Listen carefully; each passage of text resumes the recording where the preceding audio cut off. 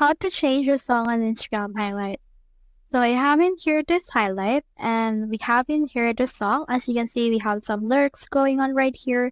And when we click on the music, we have now this artist as well as the title and also the videos that actually uses music as well.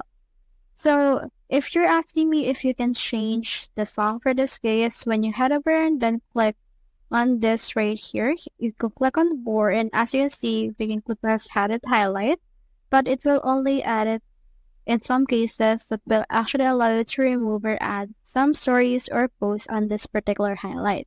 So if you want to change the song, you need to re-upload it again. Just head over right here and click on the plus, click on this story right here, and then from in there, just choose a new song that you want to use for this case.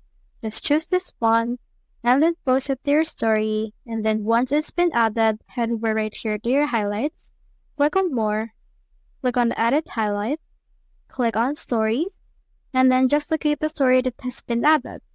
So that's how you change a song on Instagram highlight.